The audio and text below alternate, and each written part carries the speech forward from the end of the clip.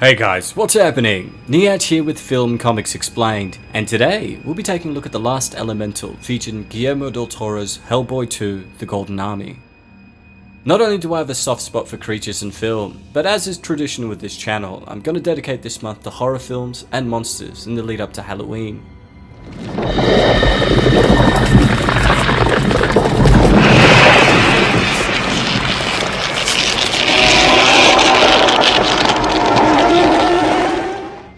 The Last Elemental, also referred to as the Giver and Destroyer of Life, was an elemental entity of Earth, belonging to a group known as forest gods that had once helped seed the planet with life prior to the rise of humans. Before its demise at the hands of Hellboy, it was said to have been the last of its kind, and the creature's only two appearances to date have been in the movie Hellboy II: The Golden Army and its novelization written by Robert Greenberger. The entity was first conceived by Del Toro in one of his notebooks, as is the case with many of the creatures featured in his films. The initial drawing established the main traits of the design, which remained consistent throughout the creation process, such as the crown of mask-like petals wrapping around a central energy ganglion, defining the creature's head and suggesting facial features. Del Toro's sketch was then passed on to Francisco Ruiz Velasco, who further defined the anatomy of the beast.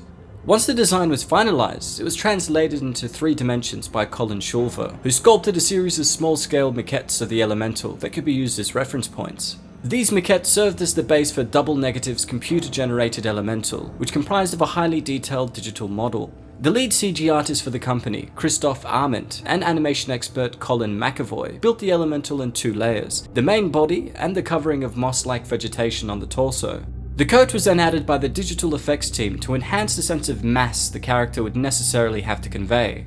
While there is nothing known about the forest god from before the events of the film, it is implied that there had once been many more members of its family, as well as other variants.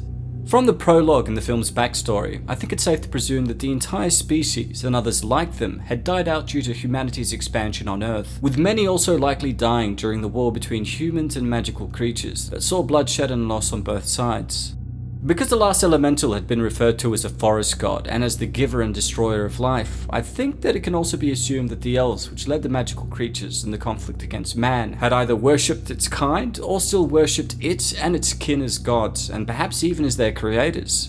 In the film, its release into the modern world was triggered by the death of Mr. Wink, Prince Nuada's sidekick and humble servant, with the prince unleashing the forest god, which was then in its infant stage within a small goblin egg-like container to confront and kill Hellboy, who had taken the life of his friend. The seed then proceeded to move towards a water source for sustenance, and seconds after falling into the drain, we would see it germinate into an enormous beast that began to wreak havoc within the city, attempting to kill any human within sight, and more specifically, Hellboy himself. This animosity towards humans also leads me to believe that as well as it being ordered to take out Hellboy, the Last Elemental was also angered by the actions of humanity, who had wiped out its family in the past. Though we don't initially see it live up to its name as a giver of life, with it choosing to destroy everything that moved around it, after its death at the hands of Hellboy, the creature's blood began to flood the streets, instantly blooming it into luscious grass. Its head also bloomed into a giant flower that began spreading plant seeds. While most people assume that it had to die in order to give life, I actually think it was capable of creating life on its own accord. But due to the fact that it was ordered to kill Hellboy, and also born into what it felt was a hostile situation, it didn't have much choice but to attack first.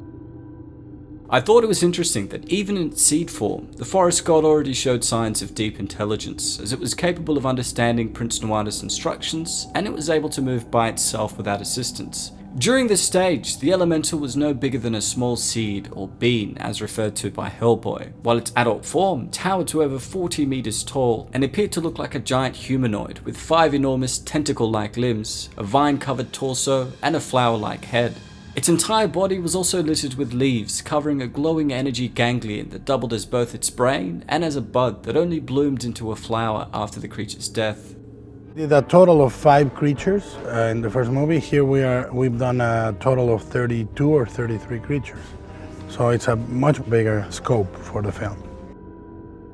When discussing the creature, director Guillermo del Toro had stated that as a child he used to love watching Godzilla films, and had always wondered why the humans were so intent on killing the beast, with his younger self thinking, he's extraordinary and is only destroying a few buildings, why do you have to kill him? He didn't actually see the films as human tragedies, but instead saw them as creature tragedies, and he wanted to imbue the elemental with the same idea, as a beautiful monster that was taken down for merely destroying a city block.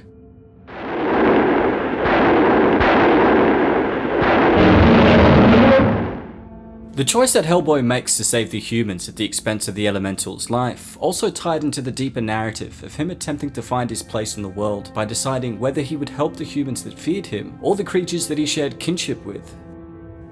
Well, that's all for today, folks. A big thanks to all of you guys who requested we explore the last elemental featured in Hellboy II: The Golden Army.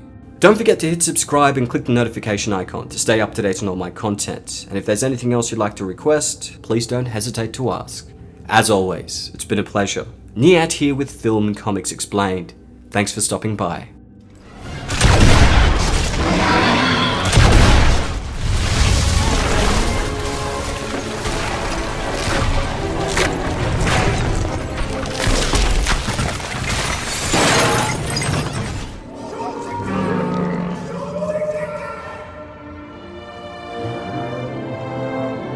Demon! What are you waiting for? This is what you wanted, isn't it? You destroy it, the world will never see its like again.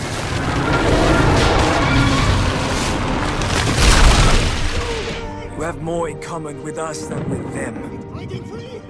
You could be a king.